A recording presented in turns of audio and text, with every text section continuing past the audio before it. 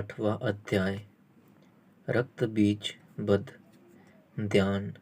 मैं अनिमा आदि सिद्धिमयी किरणों से आवृत भवानी का ध्यान करता हूँ। उनके शरीर का रंग लाल है, नेत्रों में करुणा लहरा रही है तथा हाथों में पाश, अंकुश, बाण और धनुष शोभा पाते हैं। ऋषि कहते हैं, चंड और मुंड नामक दैत्यों के मारे जाने तथा बहुत सी सेना का संहार हो जाने पर दैत्यों के राजा प्रतापी शुभ के मन में बड़ा क्रोध हुआ और उसने दैत्यों की संपूर्ण सेना को युद्ध के लिए कूच करने की आज्ञा दी। वह बोला, आज उदायुक नाम के 86 दैत्य सेनापति अपनी सेनाओं के साथ युद्ध के लिए प्रस्थान करें। कंबू नाम वाले दैत्यों के 84 सेना नायक अपनी वाहिनी से गिरे हुए यात्रा करें। 50 कोटि वीर कुल के और 100 धूम्र कुल के असुर सेनापति मेरी आज्ञा से सेना सहित कूच करें। कालक, दोहर्द, मौर्य और काल के असुर भी युद्ध के लिए तैयार हो मेरी आज्ञा से तुरंत प्रस्थान करें।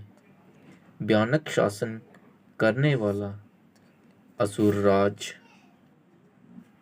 शुंभ इस प्रकार आज्ञा दे सहस्त्रों बड़ी बड़ी सेनाओं के साथ युद्ध के लिए प्रस्थित हुआ। उसकी अत्यंत भयंकर सेना आती देख चंडिका ने अपने धनुष की टंकार से पृथ्वी और आकाश के बीच का भाग गुंजा दिया। राजन, तदंतर देवी के सिंह ने भी बड़े जोर जोर से दहाड़ना आरंभ किया। फिर अंबिका ने घंटे के शब्द से उस ध्वनि को और भी बढ़ा दिया। धनुष की टंकार, सिंह की दहाड़ और घंटे की ध्वनि से संपूर्ण दिशाएं गूंज उठी। उस भयंकर शब्द से काली ने अपने विकराल मुख को और भी बढ़ा लिया तथा इस प्रकार वे विजयिनी हुई। उस तुमुल नाद को सुनकर दैत्यों की सेनाओं ने चारों ओर से आकर चंडिका देवी, सिंह तथा काली देवी को क्रोधपूर्वक घेर लिया। राजन, इस बीच में असुरों के विनाश तथा देवताओं के अभ्युदय के लिए ब्रह्मा, शिव, कार्तिकेय, विष्णु तथा इंद्र आदि देवों की शक्तियां जो अत्यंत पराक्रम और बल से संपन्न थी, उनके शरीरों से निकलकर उन्हीं के रूप में चंडिका देवी के पास गई। जिस देवता का जैसा रूप, जैसी वेशभूषा और जैसा वाहन है, ठीक वैसे ही साधनों से संपन्न हो उसकी शक्ति असुरों से युद्ध करने के लिए आई। सबसे पहले हंस युक्त विमान पर बैठी हुई अक्षसूत्र और कमंडलू से सुशोभित ब्रह्मा जी की शक्ति उपस्थित हुई, जिसे ब्रह्माणी कहते हैं। महादेव जी की शक्ति वृषभ पर आरूढ़ हो, हाथों में श्रेष्ठ त्रिशूल धारण किए, महानाग का कंकन पहने, मस्तक और चंद्र रेखा से विभूषित हो वहां आ पहुंची। कार्तिकेय जी की शक्ति रूपा जगदम्बिका का उन्हीं का रूप धारण किए श्रेष्ठ मयूर पर आरूढ़ हो हाथ में शक्ति लिए दैत्यों से युद्ध करने के लिए आई। इसी प्रकार भगवान विष्णु की शक्ति गरुड़ पर विराजमान हो शंख, चक्र, गदा, शाक धनुष तथा खड़ग हाथ में लिए वहां आई। अनुपम यज्ञ बारह का रूप धारण करने वाले श्रीहरि की जो शक्ति है, वह भी वाराह शरीर धारण करके वहां उपस्थित हुई। नारसिंगी शक्ति भी नरसिंह के समान शरीर धारण करके वहां आई। उसकी गर्दन के बालों के झटकने से आकाश के तारे बिखरे पड़ते थे। इसी प्रकार इंद्र की शक्ति ब्रज हाथ में लिए गजराज ऐरावत पर बैठकर आई। उसके भी सहस्त्र नेत्र थे। इंद्र का जैसा रूप है, वैसा ही उसका भी था। तदंतर उन देव शक्तियों से गिरे हुए महादेव जी ने चंडिका से कहा, मेरी प्रसन्नता के लिए तुम शीघ्र ही इन असुरों का संहार करो। तब देवी ने शरीर से अत्यंत भयानक और परम उग्र चंडिका शक्ति प्रकट हुई। जो सैकड़ों गिदड़ियों की भांति आवाज करने वाली थी। उस अपराजिता देवी ने धूमिल जटा वाले महादेव जी से कहा, भगवन, आप शुंभ निशुंभ के पास दूत बनकर जाइए और उन अत्यंत गर्वीले दानव शुंभ एवं निशुंभ दोनों से कहिए, साथ ही उनके अतिरिक्त भी जो दानव युद्ध के लिए वहां उपस्थित हों, उनको भी यह संदेश दीजिए, दैत्यो, यदि तुम जीवित रहना चाहते हो, पाताल को लौट जाओ। इंद्र को त्रिलोकी का राज्य मिल जाए और देवता यज्ञ भाग का उपयोग करें।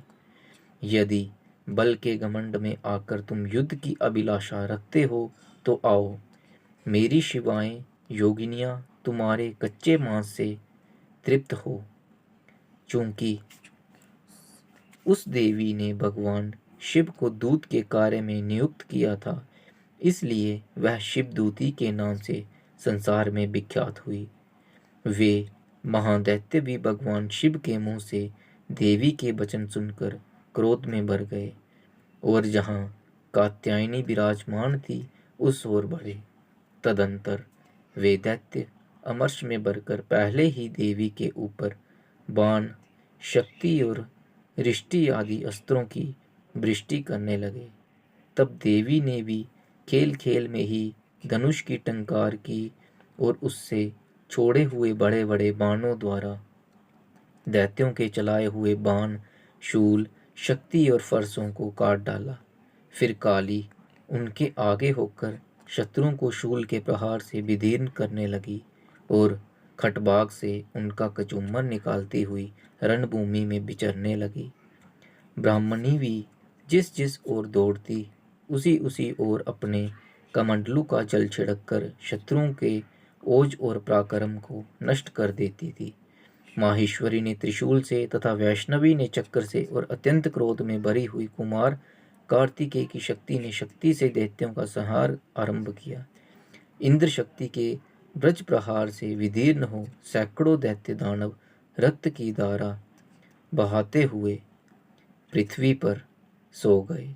बाराही शक्ति ने कितनों को अपने थुथुन की मार से नष्ट किया, दाढ़ों के अग्रभाग से कितनों की छाती छेद डाली तथा कितने ही दैत्य उसके चक्र की चोट से विदीर्ण होकर गिर पड़े। नारसिंगी भी दूसरे दूसरे महादैत्यों को अपने नखों से विदीर्ण करके खाती और सिंहनाद से दिशाओं एवं आकाश को गुंजाती हुई युद्ध क्षेत्र में विचरने लगी। कितने ही असुर शिवदूती के प्रचंड अट्टहास से अत्यंत भयभीत हो पृथ्वी पर गिर पड़े और गिरने पर उन्हें शिवदूती ने उस समय अपना ग्रास बना लिया।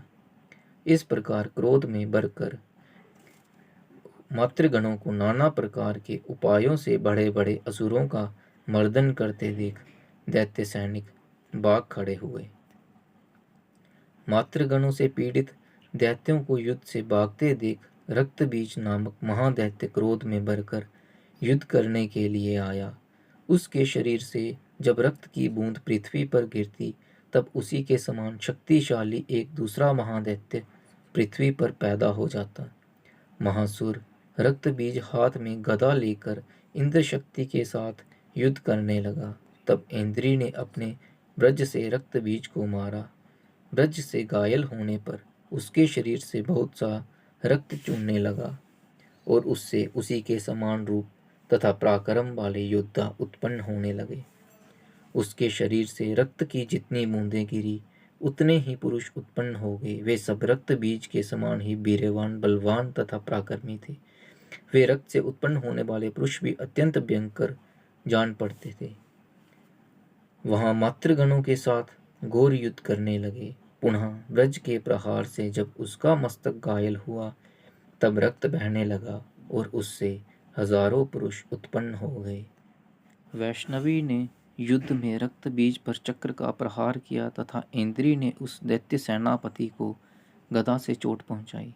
वैष्णवी के चक्र से घायल होने पर उसके शरीर से जो रक्त बहा और उससे जो उसी के बराबर आकार वाले सहस्त्रों महादैत्य प्रकट हुए, उनके द्वारा संपूर्ण जगत व्याप्त हो गया। कौमारी ने शक्ति से, बाराही ने खड्ग से और माहेश्वरी ने त्रिशूल से महादैत्य रक्तबीज को घायल किया।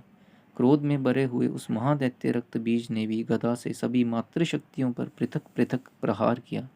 शक्ति और शूल आदि से अनेक बार घायल होने पर जो उसके शरीर से रक्त की धारा पृथ्वी पर गिरी, उससे भी निश्चय ही सैकड़ों असुर उत्पन्न हुए।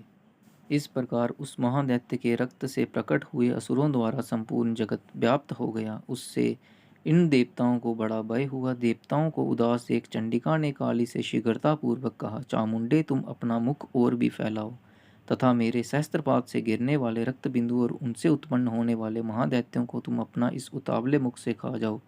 इस प्रकार रक्त से उत्पन्न होने वाले महादैत्यों का भक्षण करती हुई तुम रण में विचरती हो। ऐसा करने से उस दैत्य का सारा रक्त क्षीण हो जाएगा। उन भयंकर दैत्यों को जब तुम खा जाओगी तब दूसरे नए दैत्य उत्पन्न नहीं हो सकेंगे। काली से यूं कहकर चंडिका देवी ने शूल से रक्त बीज को मारा और काली ने अपने मुख से उसका रक्त ले लिया। तब उसने वहां चंडिका पर गदा से प्रहार किया, किंतु उस गदा पातन ने देवी को तनिक भी वेदना नहीं पहुंचाई। रक्त बीज के घायल शरीर से बहुत सा रक्त गिरा, किंतु ज्यों ही वह रक्त गिरा त्यों ही चामुंडा ने उसे अपने मुख में ले लिया। रक्त गिरने से काली के मुख में जो महादैत्य उत्पन्न हुए उन्हें भी वह चट कर गई और उसने रक्त बीज का रक्त भी पी लिया। तदंतर देवी ने रक्त बीज को जिस रक्त चामुंडा ने पी लिया था, ब्रज, बाण, खड़ग तथा ऋषि आदि से मार डाला। राजन, इस प्रकार सहस्त्रों के समुदाय से आहत एवं रक्तहीन हुआ महादैत्य रक्त बीज पृथ्वी पर गिर पड़ा। नरेश्वर, इससे देवताओं को अनुपम हर्ष की प्राप्ति हुई और मातृगण उन असुरों के रक्तपान के मत से उद्युत सा होकर नृत्य करने लगा।